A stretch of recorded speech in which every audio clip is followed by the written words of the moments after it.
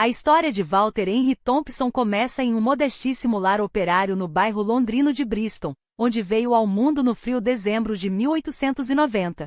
Filho de James, um corretor de seguros que mal conseguia fechar as contas, e de Rebecca, uma mãe destemida que sustentava 11 filhos vendendo doces em uma barraca de rua, Walter aprendeu desde cedo o peso da luta diária. Sua infância na escola pública de Hackford Road, em Sockville, foi marcada por um episódio que revelaria seu caráter indomável. Após ser agredido por um colega de classe, ao buscar justiça, viu-se traído pela palavra do agressor. Revoltado com a injustiça, recusou-se a aceitar a palmatória, castigo comum na época, e só cedeu quando ameaçaram expulsá-lo. Mas não sem antes ajustar as contas com o menino fora dos muros da escola, provando que sua noção de justiça ia além das regras impostas. Crescer em meio à pobreza não o abateu. Aos 8 anos, já madrugava para limpar vitrines de uma loja antes de percorrer 3 milhas a pé até a escola, muitas vezes adormecendo sobre os livros durante as aulas. Aos 14, deixou os estudos para trás e mergulhou no mundo do trabalho como mensageiro dos correios na elegante região de Street James.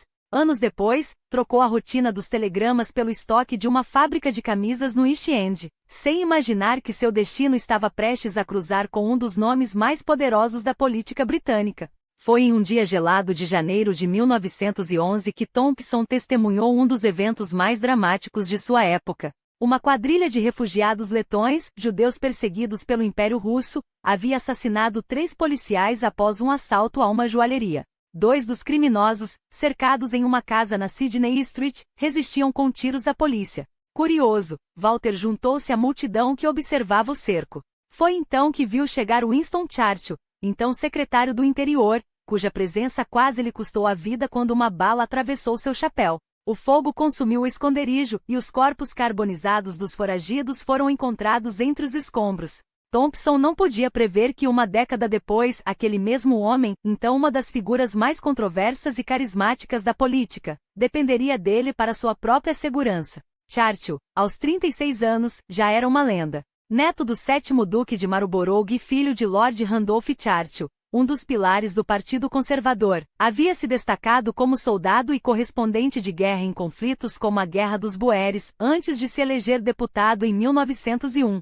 Sua trajetória, porém, era de contrastes. Após migrar para o Partido Liberal em 1904, como presidente do Conselho de Comércio, implementou reformas trabalhistas inovadoras, como a jornada de 8 horas para mineiros e salário mínimo, mas também reprimiu greves e movimentos sindicais, o que lhe rendeu a desconfiança de muitos operários, incluindo o próprio Thompson.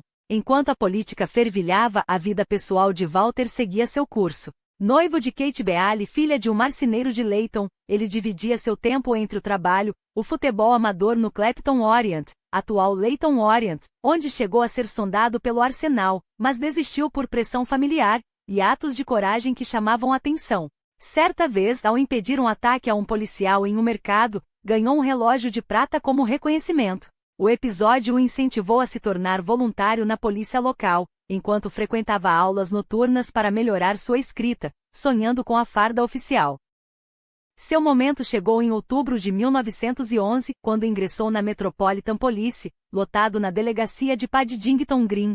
2 anos depois, uma oportunidade única se abriu. A Special Branch, divisão responsável por casos políticos sensíveis, precisava de detetives para conter a onda de protestos das sufragistas, lideradas por Emmeline Pankhurst. Thompson passou no exame e logo se viu envolvido em perseguições a ativistas, anarquistas e comunistas. Testemunhou de perto a brutalidade contra as mulheres que, em greve de fome, eram alimentadas à força nas prisões, cena que o marcou profundamente. Com a Primeira Guerra se aproximando, a Special Branch voltou seus olhos para espiões alemães. Quando o conflito estourou em 1914, Thompson participou da captura de quase 500 suspeitos em solo britânico.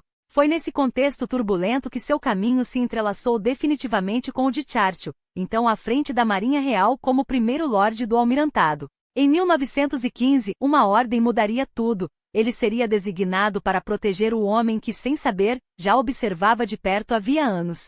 E assim começaria uma das parcerias mais improváveis e decisivas da história britânica. Era 1916 e Thompson estava ao lado de Churchill em Horse Guards Parade, adjacente ao Almirantado, quando testemunhou algo que mudaria o curso da guerra. Pequenos veículos sobre esteiras metálicas escalando montes de terra, uma demonstração que só mais tarde ele entenderia como os primeiros passos rumo ao nascimento dos tanques britânicos.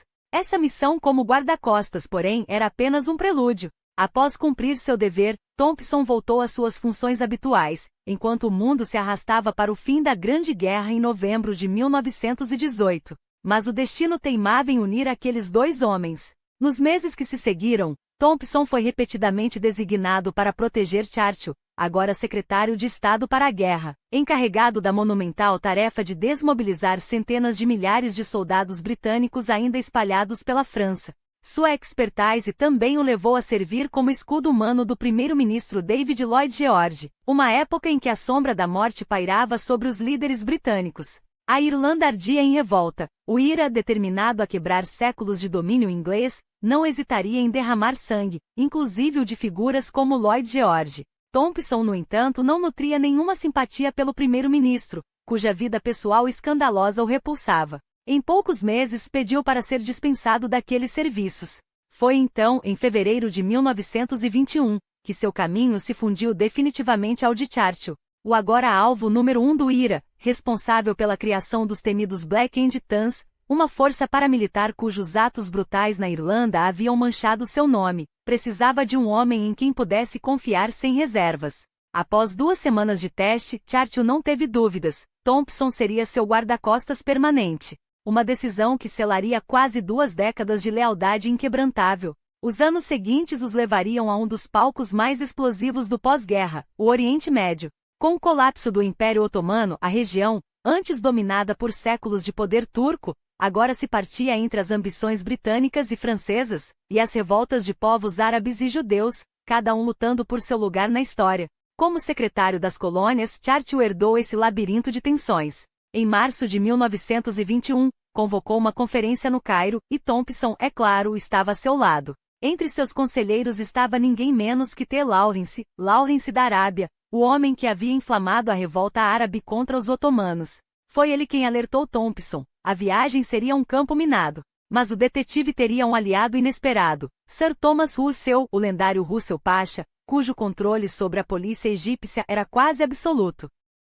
Churchill, no entanto, tinha o dom de atrair perigo mesmo sem inimigos à espreita. Em Saqqara, enquanto inspecionava as pirâmides, Thompson viu, horrorizado, o chefe tropeçar e despencar de seu camelo, um presságio do caos que viria. O ápice da tensão ocorreu no Palácio Aberdeen, quando Thompson, afastado de Churchill por protocolos que davam precedência ao marechal de campo Edmund Allenby, viu-se preso em uma armadilha. A multidão enfurecida bloqueou seu carro, e só com punhos e determinação ele e um sargento da RAF conseguiram abrir caminho. Mas o verdadeiro teste viria em Gaza. Ao desembarcar na cidade palestina, uma massa de 2.000 manifestantes os aguardava, pronta para explodir. Enquanto a polícia montada tentava conter a turba, Churchill, visivelmente abalado, voltou-se para Lawrence. Thompson jamais esqueceria o que se seguiu. Com um gesto e algumas palavras em árabe, Lawrence acalmou a multidão, que em segundos se transformou em uma plateia aclamando Churchill. Era o poder de um nome, e o peso de um legado que o próprio britânico não conseguiria sustentar.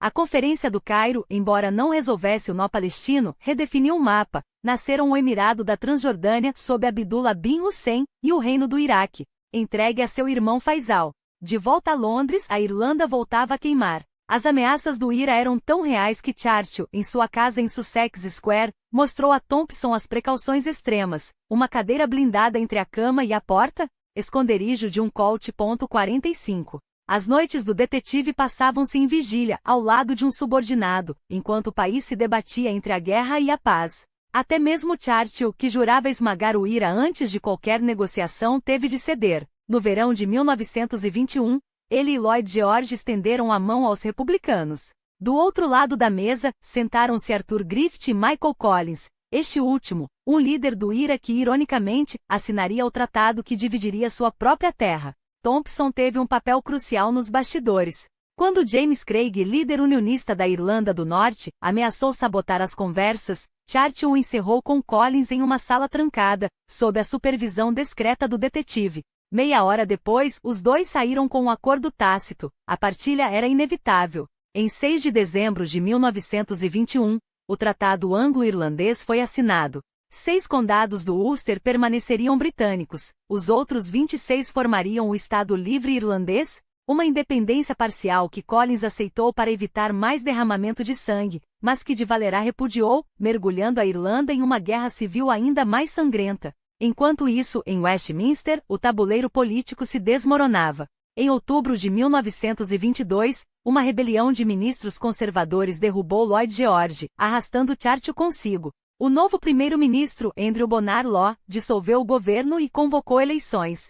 Desde 1908, Churchill representava um distrito liberal seguro, mas os ventos estavam mudando. E Thompson, mais uma vez, estaria lá para ver o que viria a seguir. Invadido a Tchecoslováquia, e as garras do Reich se estendiam pela Europa como uma sombra voraz. Enquanto os líderes britânicos ainda hesitavam entre apaziguamento e a firmeza, Churchill, agora um profeta solitário, via com clareza o abismo que se abria à frente. Thompson, que conhecia aquele olhar determinado de décadas de serviço, não teve dúvidas, a tempestade estava prestes a desabar. E desabou. Em 1º de setembro de 1939, a Alemanha invadiu a Polônia. 2 dias depois, a Grã-Bretanha declarou guerra. Churchill finalmente foi chamado de volta ao centro do poder. Em maio de 1940, com a queda de Chamberlain e a ascensão de Churchill ao cargo de primeiro-ministro, Thompson soube que seu dever não havia terminado, apenas assumido uma nova dimensão. O homem que ele protegera nos becos escuros de Belfast, nos comícios tumultuados e nas ruas de Nova York agora lideraria uma nação em sua hora mais sombria. Mas a guerra não esperaria por formalidades. Enquanto Londres se preparava para os bombardeios, Thompson foi reconvocado não como um policial aposentado, mas como guardião de um símbolo, o próprio Churchill. Os riscos eram maiores do que nunca. A ver, a inteligência alemã já havia marcado o primeiro-ministro como alvo prioritário, e os serviços secretos britânicos interceptaram planos para assassiná-lo. Thompson, agora com quase 50 anos, mas com os reflexos ainda afiados pela experiência, reassumiu seu posto ao lado do líder. Os primeiros meses foram um turbilhão. Churchill insistia em visitar áreas bombardeadas, caminhando entre escombros e conversando com civis enquanto as sirens uivavam. Thompson, sempre a poucos passos de distância, observava cada janela, cada sombra, cada rosto na multidão. Em uma dessas visitas, uma bomba explodiu a apenas algumas quadras de distância. Churchill, impassível, continuou sua inspeção. Thompson, porém, sentiu o peso da responsabilidade como nunca antes. Um único erro, um segundo de distração, e a história da guerra poderia mudar para sempre. E então veio o Blitz. Noites intermináveis sob o rugido dos bombardeiros, com Churchill recusando-se a abandonar Londres. Thompson dormia no mesmo prédio do gabinete de guerra, sempre pronto para agir. Em uma ocasião, enquanto Churchill trabalhava até tarde em Downing Street, um ataque aéreo direto abalou o edifício. Thompson irrompeu na sala, pronto para evacuá-lo, mas encontrou o primeiro-ministro de pé, imóvel, segurando um charuto e observando as chamas pelo lado de fora da janela. Não vamos nos esconder, Thompson, disse ele com uma calma que gelava o sangue. Eles que venham. Mas nem mesmo a guerra poderia apagar os laços forjados em décadas de lealdade. Quando a filha de Thompson, Grace, agora uma jovem, escreveu para Churchill agradecendo pela ajuda anos antes, ajuda que salvara sua audição, o primeiro-ministro respondeu pessoalmente, com uma carta que ela guardaria pelo resto da vida. E em meio ao caos, havia momentos de humanidade. Churchill, exausto após uma noite de bombardeios, pedindo a Thompson que lhe preparasse um uísque. Thompson sorrindo, lembrando de que o médico disse 2 dedos, senhor, não meio copo. Em 1941, com a ameaça de invasão alemã pairando sobre a Grã-Bretanha, Thompson foi oficialmente reintegrado a Scotland Yard como parte da equipe de segurança de Churchill. Seu salário era irrisório comparado aos riscos, mas isso nunca importou. O que importava era a missão. E quando Churchill embarcou em viagens secretas para encontrar Roosevelt e Stalin, Thompson estava lá, no convés do Prince of Wales durante a Conferência do Atlântico, nos corredores gelados de Moscou, sempre atento, sempre pronto. A guerra o envelhecera, mas também o endurecera. Ele vira Churchill em seus momentos mais vulneráveis, o homem que, apesar da fachada de aço, chorava em particular pelas vidas perdidas, que se recusava a deixar Londres mesmo quando os conselheiros imploravam. Thompson sabia que por trás do discurso inflamado e da determinação inquebrantável, havia um líder que carregava o peso de um império nas costas, e que sem ele, aquele peso poderia esmagar a todos. Quando a vitória finalmente chegou em 1945, Thompson esteve ao lado de Churchill no balcão do Ministério da Saúde, ouvindo os gritos da multidão em trajes. Mas a política implacável não dava trégua. Nas eleições gerais daquele ano, Churchill foi surpreendentemente derrotado. Mais uma vez, o homem que salvara a nação foi lançado à margem. Thompson, porém, não o abandonaria. Mesmo sem um cargo oficial, ele permaneceu próximo, um guardião na sombra, enquanto Churchill se dedicava a escrever suas memórias e a alertar o mundo sobre a nova ameaça, a cortina de ferro que descia sobre a Europa.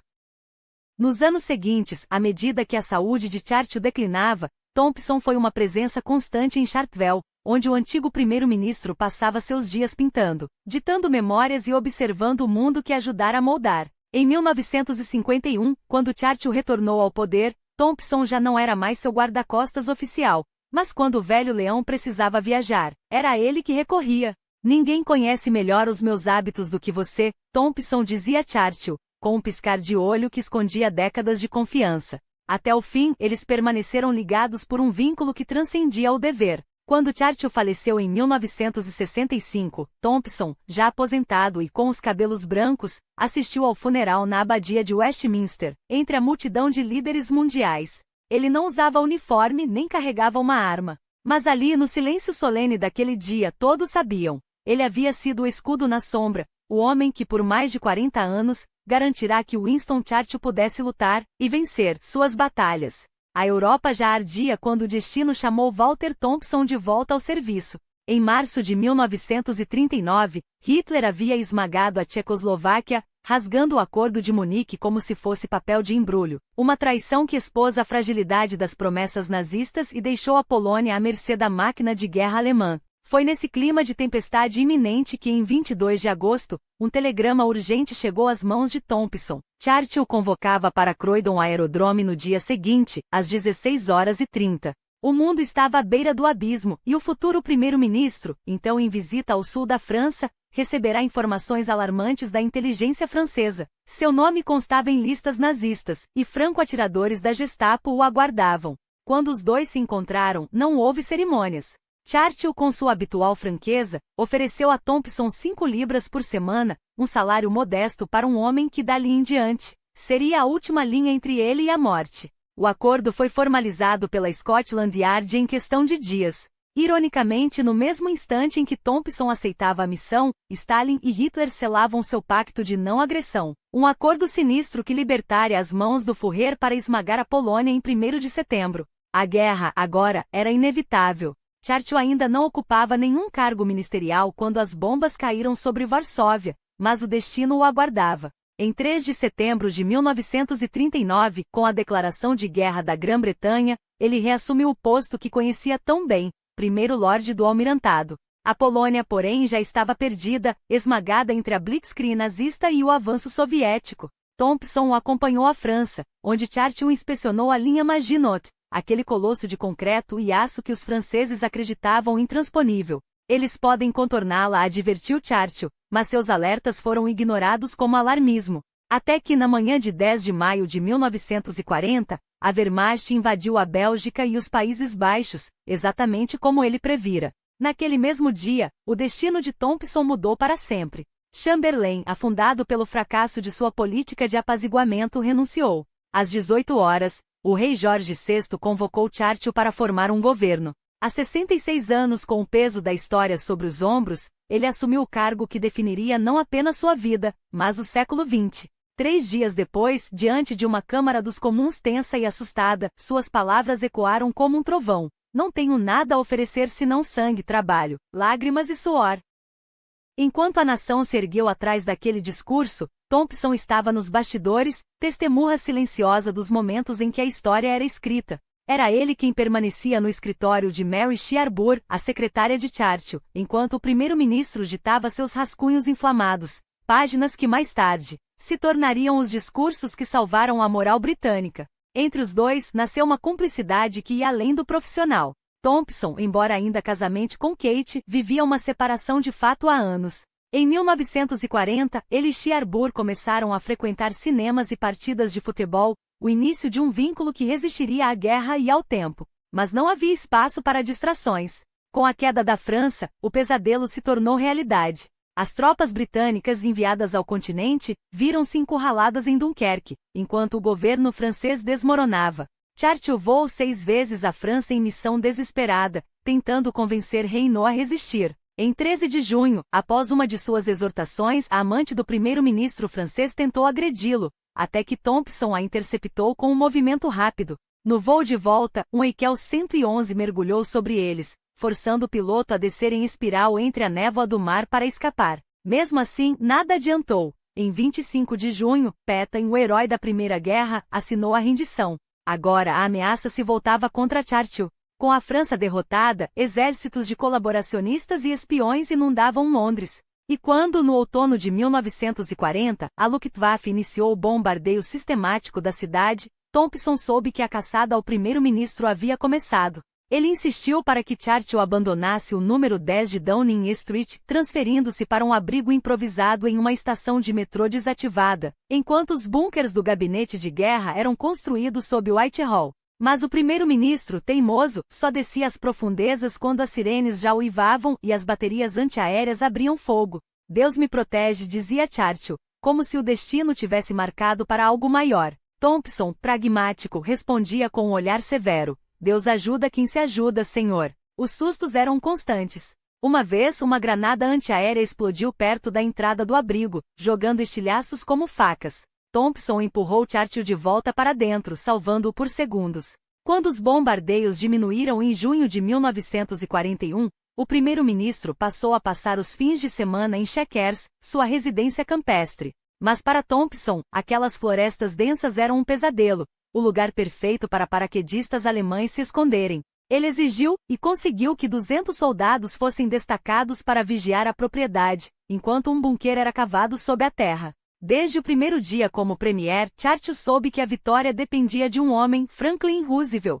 Embora os Estados Unidos ainda se declarassem neutros após a reeleição de FDR em 1940, o Land-Lease Act, aprovado em março de 1941, foi um sinal de que as coisas estavam mudando. Quando Hitler invadiu a União Soviética em junho, Churchill viu uma brecha. Se a América entrasse na guerra, o eixo seria esmagado. Em agosto, Thompson o acompanhou a Newfoundland, onde, a bordo de um navio de guerra, Churchill e Roosevelt assinaram a Carta do Atlântico, um manifesto para o mundo pós-guerra. Ao apresentar seu guarda-costas ao presidente americano, Churchill ouviu as palavras que selariam seu próprio legado: cuide bem dele. Ele é provavelmente o maior homem do mundo. Você carrega uma responsabilidade terrível. Roosevelt ainda não sabia, mas em poucos meses, o Japão arrastaria os Estados Unidos para a guerra. E quando Pearl Harbor ardesse em chamas, Churchill estaria pronto, não apenas para lutar, mas para vencer.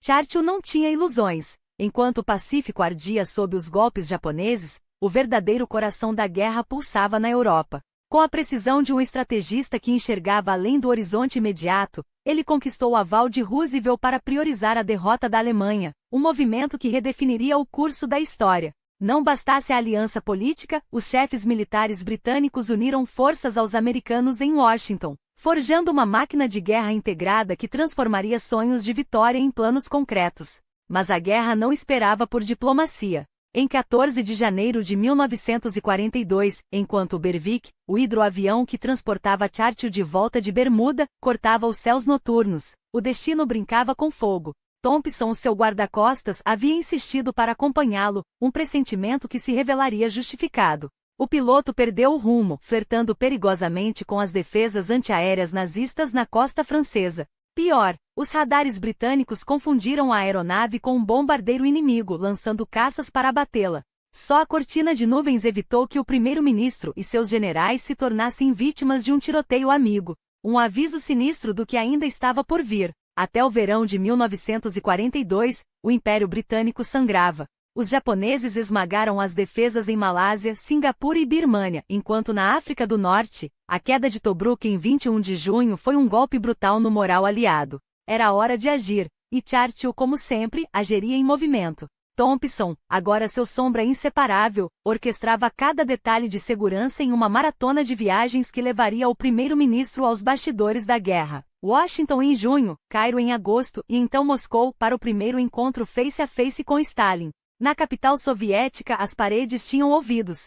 Thompson alertou Churchill: Agentes do NKVD provavelmente grampeavam seus aposentos. Mas o verdadeiro teste veio na noite anterior à partida, quando o guarda-costas aguardou 8 horas do lado de fora de um encontro a portas fechadas entre Churchill e Stalin, uma sessão que só terminou às 2 da madrugada com os dois líderes selando pactos que mudariam o mapa da Europa. De volta ao fronte africano, onde Montgomery preparava seu contra-ataque em El Alamein, Churchill insistiu em visitar as tropas. Thompson, conhecendo o instinto aventureiro, e muitas vezes imprudente, de seu chefe, recorreu ao general Freyberg para ordenar que o primeiro-ministro permanecesse atrás das linhas. Uma precaução que se provaria sábia. Em novembro, Montgomery esmagaria Rommel na terceira batalha de El Alamein, virando a maré da guerra no deserto.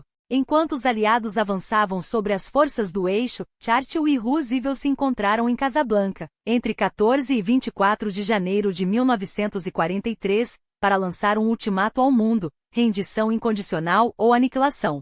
Mas nem mesmo uma conferência de guerra freava o espírito indomável de Churchill. Durante um intervalo, ele decidiu explorar a praia por um caminho alternativo, até se deparar com arame farpado. Sem hesitar, escalou a barreira com Thompson logo atrás. Um sentinela americano quase abriu fogo. Roosevelt, ao saber do incidente, repreendeu o primeiro-ministro com um misto de exasperação e admiração. Winston, você não pode simplesmente invadir nossas próprias defesas.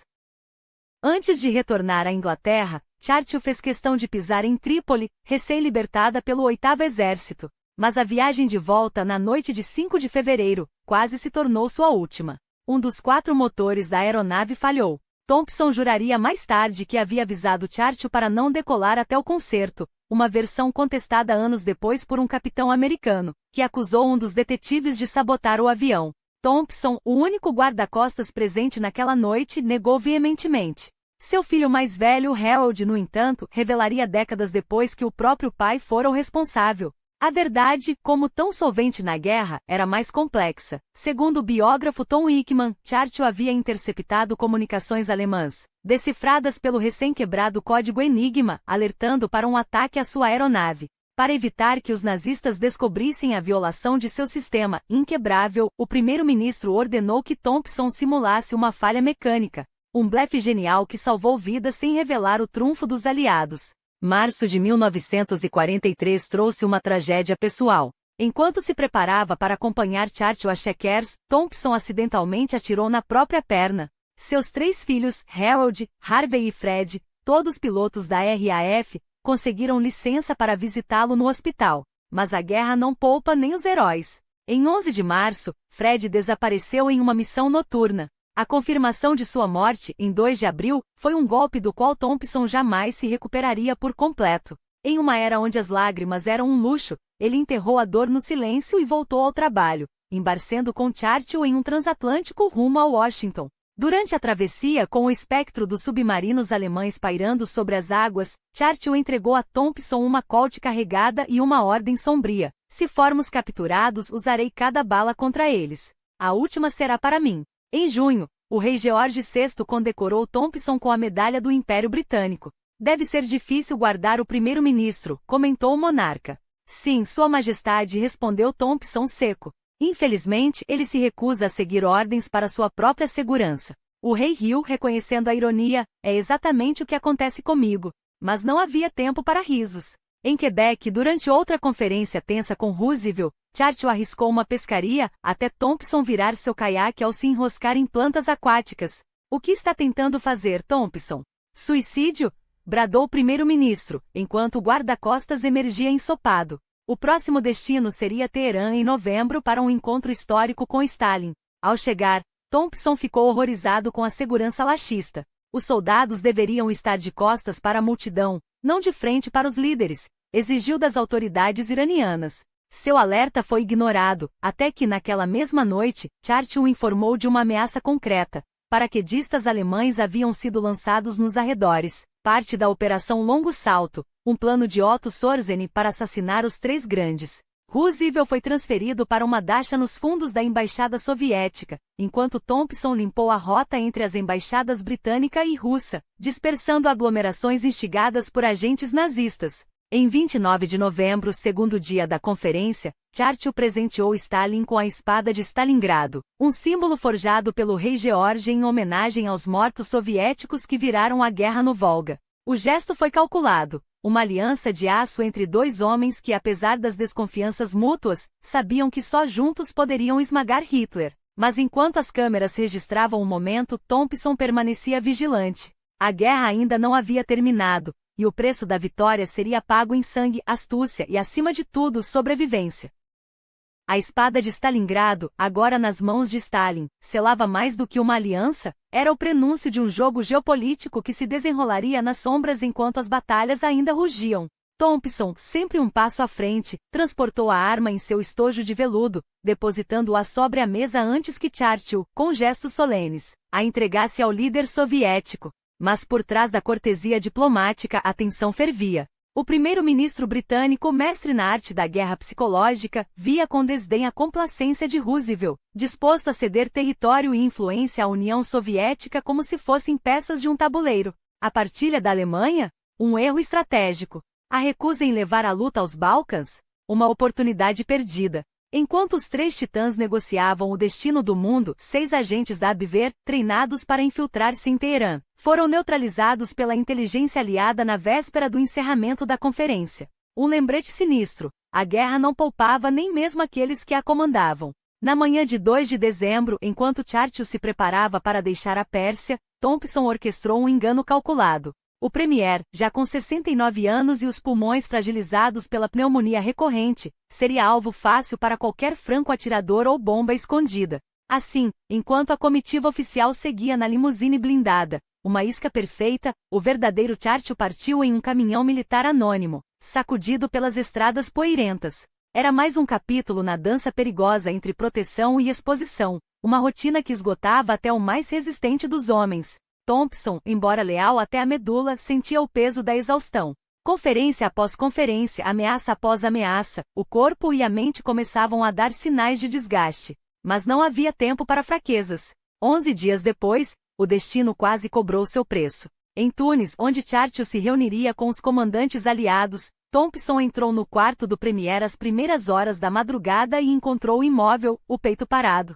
A versão romântica, a de que o guarda-costas teria soprado vida nos lábios do líder britânico, pertence aos dramas televisivos. A realidade foi mais crua. Thompson aproximou-se ouvindo o silêncio mortal, até que um suspiro fraco, quase imperceptível, quebrou a tensão. Um pequeno ataque cardíaco, diagnosticaria mais tarde Lord Moran, o médico pessoal de Churchill. Mas o velho leão não era homem de se render à morte tão facilmente. Em poucos dias, já de volta ao tabuleiro, ele traçava estratégias para a Itália, onde os alemães, mesmo após a rendição de Badoglio, mantinham Mussolini como fantoche em Salo e transformavam Monte Cassino em um osso duro de roer. O Natal de 1943 deveria ser um respiro. Marrakech, com seus jardins exuberantes e céus azuis, prometia tranquilidade. Mas Churchill, incansável, transformou a viagem em mais uma peça de seu jogo diplomático. Entre um uísque e outro, cortejou de Gaulle, o general teimoso que liderava a França livre, numa tentativa de costurar uma aliança que ultrapassasse as cicatrizes de Vichy.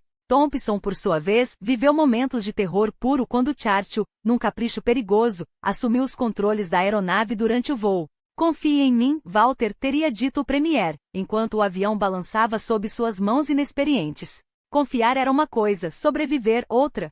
De volta à Inglaterra em janeiro de 1944, o foco era um só: a invasão da Normandia. Churchill, como sempre, queria estar na linha de frente. "Vou desembarcar com as tropas", anunciou a Eisenhower durante visita ao quartel-general aliado em 3 de junho.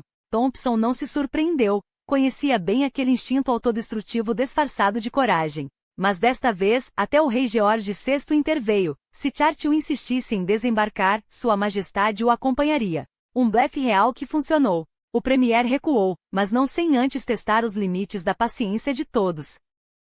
O D-Day, adiado pelo mau tempo, finalmente chegou em 6 de junho. Enquanto os soldados aliados avançavam pelas praias ensanguentadas, Churchill e Thompson aguardavam. Uma semana depois, pisaram em solo francês. Mas a vitória tinha um gosto amargo. Thompson foi condenado a ficar 7 horas exposto na praia, enquanto Churchill, protegido, seguia para o quartel-general de Montgomery. Era o preço da lealdade e da paranoia. Em junho, quando os primeiros Dodebugs, as V1 alemãs, começaram a chover sobre Londres em retaliação aos bombardeios aliados, Churchill reagiu com uma curiosidade mórbida. Quero ver um deles de perto, exigiu. Thompson, conhecendo o risco, manobrou para mantê-lo longe dos mísseis que caíam como mensageiros da morte aleatória. Em setembro, as V2, foguetes de combustível líquido que rasgavam o céu a velocidades supersônicas, tornaram a ameaça ainda mais letal. Mas Churchill, como sempre, parecia imune ao medo. Os últimos meses da guerra foram um turbilhão. Quebec, Moscou, Paris, cada cidade, uma peça no xadrez do pós-guerra. Em Quebec, Churchill e Roosevelt traçaram os contornos de uma Europa dividida. Em Moscou, ele e Stalin, sobre um pedaço de papel, dividiram os Balcãs com um traço de caneta, como se fossem deuses repartindo territórios. E em Paris, ao lado de Gaulle, comemorou o Armistice Day de 1918, enquanto as sombras de 1945 já se estendiam sobre o continente. Thompson, sempre presente, via o Premier envelhecer diante de seus olhos. As viagens, o estresse, as noites em claro, tudo cobrava seu preço. E ele próprio não estava imune. 5 anos ao lado de Churchill, 200.000 milhas percorridas, mais tempo juntos do que com qualquer outro ser humano. Até Clementine, a esposa do Premier, sentia o peso dessa proximidade. Quando descobriu o caso de Thompson com Mary Shearbour, exigiu sua demissão. Churchill recusou-se terminantemente. Ele me salvou mais vezes do que posso contar, teria dito. Shearbour foi quem partiu, não Thompson. Mas as fraturas eram profundas. O casamento de Thompson desmoronava. Kate e as filhas, Grace e Kathleen, já não respondiam às suas cartas. Em março de 1943, quando esteve hospitalizado, nenhuma delas apareceu. E então veio a notícia que o destruiu: Fred, seu filho, morto em combate. O luto, somado à pressão insana de proteger um homem que desafiava a morte a cada passo, o levou ao limite. No outono de 1944, em meio a mais uma crise, Thompson quebrou. Um colapso nervoso o obrigou a 5 semanas de repouso forçado em Hove, enquanto o mundo seguia girando sem ele. Quando voltou, em fevereiro de 1945, era para a conferência que selaria o destino da Europa. Yalta. Stalin, astuto, garantiu um governo comunista provisório na Polônia, prometendo eleições livres que nunca aconteceriam. Roosevelt, doente e à beira da morte, já não tinha força para resistir. Churchill, embora desconfiado, viu-se obrigado a ceder. Depois de Yalta, houve ainda a Grécia, o Egito, um último encontro com Roosevelt, agora um homem à beira do túmulo, e as manobras finais contra a Alemanha. Em fevereiro, quando as tropas de Montgomery alcançaram o Reno, Churchill não resistiu, queria pisar em solo alemão. Thompson, horrorizado, viu Montgomery ceder ao capricho do Premier, permitindo que ele cruzasse o rio em uma embarcação de desembarque. Foi a última vez que Churchill esteve tão perto da linha de frente. E pela primeira vez em anos, Thompson permitiu-se pensar que talvez a guerra estivesse finalmente chegando ao fim. O alívio de Thompson não era apenas pelo fim iminente da guerra, mas também pela chance de reconstruir sua própria vida. Com o colapso definitivo de seu primeiro casamento, ele havia se casado em segredo com Mary Shearbour em 15 de fevereiro de 1945, e agora ansiava por um respiro, mesmo que breve, ao lado da nova esposa. Mas o destino não lhe concederia tranquilidade tão cedo. Em 12 de abril foi Churchill quem lhe trouxe a notícia que abalaria o mundo: Roosevelt havia morrido. Perdi um grande amigo, murmurou o Premier, com a voz embargada. Agora teremos que começar tudo de novo. Aquela noite, Thompson permaneceu ao seu lado até que o cansaço finalmente vencesse o líder britânico. Os dias seguintes trouxeram um alento amargo. Quando as notícias da morte de Mussolini e logo depois de Hitler chegaram, Churchill exultou. Mas a euforia durou pouco. Em 1º de maio, Berlim caía nas mãos dos soviéticos. Uma semana depois, a Alemanha se rendia incondicionalmente. No dia 8, enquanto Churchill anunciava a vitória à nação, Thompson organizava um esquema de segurança reforçado para protegê-lo da multidão eufórica que se aglomerava nas ruas. O Premier, em um gesto típico de desafio ao perigo, insistiu em percorrer o trajeto de Downing Street ao parlamento em um carro aberto, sob uma chuva de confetes e vivas. Mas foi no caminho para Buckingham Palace que Thompson percebeu o detalhe que quase arruinou o momento. Churchill havia esquecido sua preciosa caixa de charutos reservas. Volte, Thompson. Não posso enfrentar o rei sem eles, ordenou, com a seriedade de quem tratava de uma questão de Estado. À noite, porém, guardava mais uma surpresa. Depois de dispensar o carro oficial, Churchill, insatisfeito com a celebração à distância, decidiu mergulhar na multidão, a pé. Thompson, resignado, abriu caminho entre a massa humana que engolia as ruas de Londres, até que, impossibilitados de avançar, ajudou o Premier a subir no teto de um carro estacionado. O grito de Winston, Winston, explodiu como um só corpo e por um instante, até o cansado detetive esboçou um sorriso. Mas a guerra no Pacífico ainda não havia terminado e a política, como sempre, não esperava. O Partido Trabalhista, aproveitando o clima de renovação, rompeu com a coalizão de guerra e forçou eleições para 5 de julho. Thompson, porém, já sabia que seu tempo ao lado de Churchill estava chegando ao fim. Um exame médico revelara o desgaste de anos de tensão. Scotland Yard determinará sua substituição. O homem que o substituiria, o detetive Lusden Hughes, o mesmo que o cobrira durante sua crise nervosa, já se preparava para assumir. Quando Churchill partiu para Potsdam, onde se encontraria com Stalin e o novo presidente americano, Harry Truman, Thompson fez sua última briefing com os fuzileiros navais encarregados da segurança da delegação britânica. Em 30 de junho de 1945, depois de mais de uma década como sombra constante do Premier, ele finalmente se despediu. Adeus, Thompson, disse Churchill com um aperto de mão que parecia querer transmitir mais do que palavras. Pode me visitar quando quiser, onde quer que eu esteja. Foi então que Thompson, após um momento de hesitação, revelou seu casamento com Mary. O Premier, sem pestanejar, puxou o talão de cheques e escreveu uma quantia generosa como presente de casamento. Um gesto nobre, ou talvez uma forma de adiar o inevitável. Porque Thompson guardava um segredo, suas memórias. Durante anos havia registrado em diários cada momento ao lado de Churchill, os triunfos, as fraquezas, os bastidores que o mundo nunca viu. Scotland Yard já dera sinal verde para a publicação, desde que o próprio Churchill aprovasse. Mas o Premier, ao saber do projeto, recuou. Não queria que sua vida privada fosse exposta, muito menos por um homem que conhecia seus segredos mais íntimos. Thompson, porém, estava decidido. Em junho, pediu sua aposentadoria por razões de saúde, calculando que, longe do serviço ativo, Churchill teria menos poder para bloqueá-lo. Retirado para um bangalô modesto em Greystone, na costa de Kent, comprado antes da guerra, Thompson acompanhou de longe a derrota eleitoral de Churchill em julho. Uma ironia cruel. O homem que liderara a vitória na Europa era agora rejeitado pelo próprio povo. Mas para Thompson, aquilo poderia ser uma vantagem. Sem o peso do cargo, talvez o ex-premier fosse mais flexível. Escreveu-lhe uma carta pedindo permissão para publicar o livro. A resposta?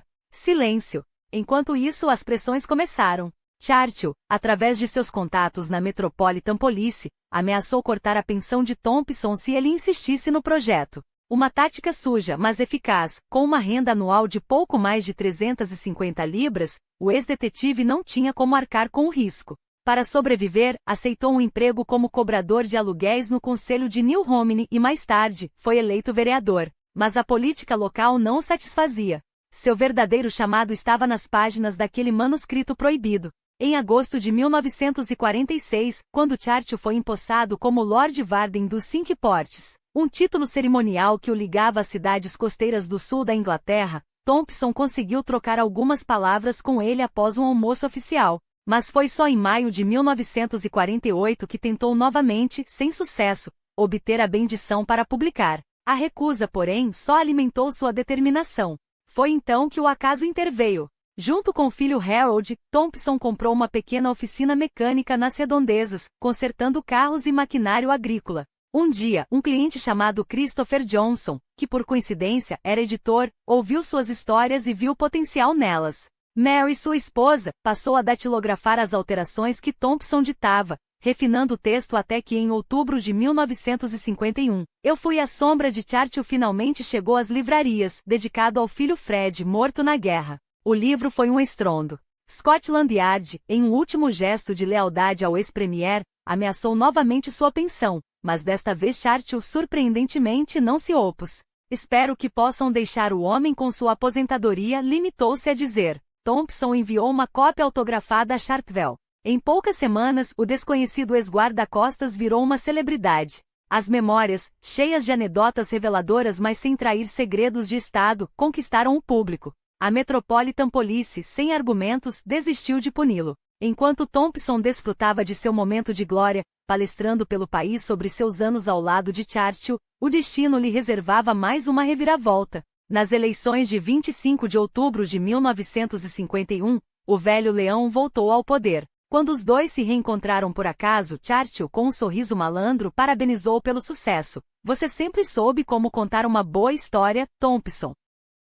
E não pararia por aí. Em 1953, lançou 60 Minutos com Winston Churchill, uma coletânea de causos que também vendeu bem. A fama cruzou o Atlântico e Thompson e Mary embarcaram em turnês pela América do Norte, onde se apresentavam como um duo irresistível. O ex-guarda-costas que salvara Churchill inúmeras vezes e a secretária que datilografara seus discursos mais famosos nos dias mais sombrios da guerra. Em 6 turnês deram mais de 400 palestras, apareceram em programas de TV e viram suas obras relançadas nos Estados Unidos sob o título Missão Churchill, até que em 1956, Thompson deixou Greystone e se mudou com Mary para Hillhead, em Hampshire. Apesar das mudanças, uma tradição se mantinha. Sua primeira esposa, Kate, ainda era convidada para os encontros familiares. E contra todas as expectativas, as duas mulheres, a que ficará para trás e a que chegará para ficar, compartilhavam uma estranha e silenciosa cumplicidade. Enquanto o mundo os via como rivais em uma história de amor dividida, as duas mulheres, Kate e Mary, cultivavam uma amizade inesperada, trocando cartas e ligações que desafiavam qualquer preconceito. Enquanto isso, a carreira do homem que as unira tomava um novo rumo.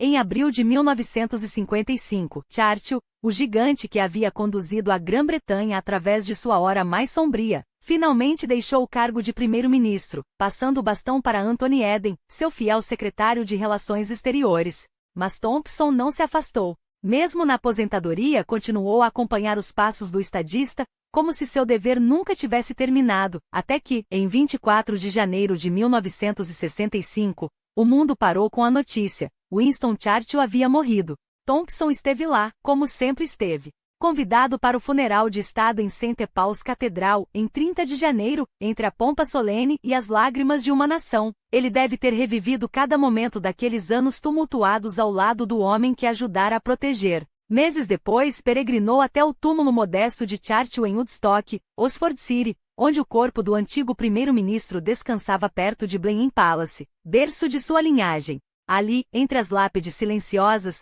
Thompson talvez tenha refletido sobre o peso de uma vida dedicada à sombra de um titã. Mary, por sua vez, não ficou em silêncio. Pouco após a morte de Churchill, ela compartilhou suas memórias em uma série de 4 partes na revista Woman, revelando os bastidores de seu trabalho ao lado do estadista. Mas o sonho de Walter, ver suas próprias experiências transformadas em um livro, nunca se concretizou. Em 1970, ele e Mary se mudaram para Somerset, buscando a proximidade do filho Harold, que vivia em Weston-super-Mare. Mesmo aos 80 anos, Thompson não abandonou o palanque. Sua última palestra foi proferida em Wells, pouco antes do Natal de 1977, com uma energia que escondia o diagnóstico implacável: câncer no pulmão e um tumor no cérebro. Em 18 de janeiro de 1978, Walter Henry Thompson, o homem que havia enfrentado balas, bombas e conspirações para proteger Churchill, finalmente sucumbiu. Tinha 87 anos. Mary, sua companheira de décadas, seguiu-o 3 meses depois, também vítima do câncer. Kate, a primeira esposa que nunca deixou de fazer parte de sua vida, faleceu no ano seguinte. Assim se encerrava o ciclo de um homem cuja existência se entrelaçara de forma indelével com a história. E no entanto, entre os milhares de livros escritos sobre Winston Churchill, poucos mencionam Walter H. Thompson, o homem que durante a Segunda Guerra Mundial, passou mais tempo ao lado do primeiro-ministro do que qualquer outra pessoa.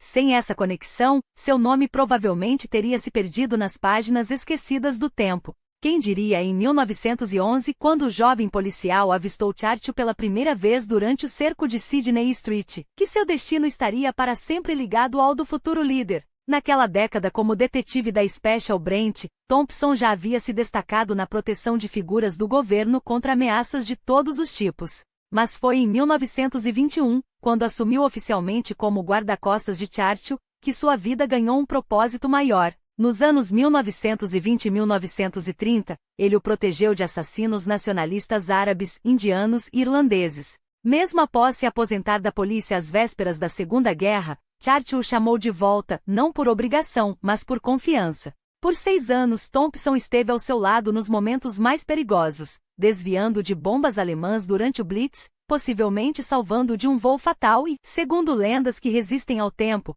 até lhe aplicando a respiração boca a boca em um momento de emergência. Viajaram juntos pelo mundo, enquanto Churchill tecia alianças que mudariam o curso da história, e Thompson, com sua perícia, garantia que ele chegasse vivo a cada encontro. Ninguém além dele teve um acesso tão íntimo aos movimentos de Churchill durante a guerra. Seus relatos não são apenas memórias, são testemunhos cruciais, janelas abertas para os bastidores de um conflito que redefiniu o século. E no entanto seu nome permanece à margem, como o de tantos outros que dedicam suas vidas a proteger os grandes da história sem esperar glória. Seria justa uma reavaliação de seu legado? Ou sua discrição era, afinal, parte essencial do código que o definiu? A resposta talvez esteja no silêncio que ele mesmo escolheu guardar.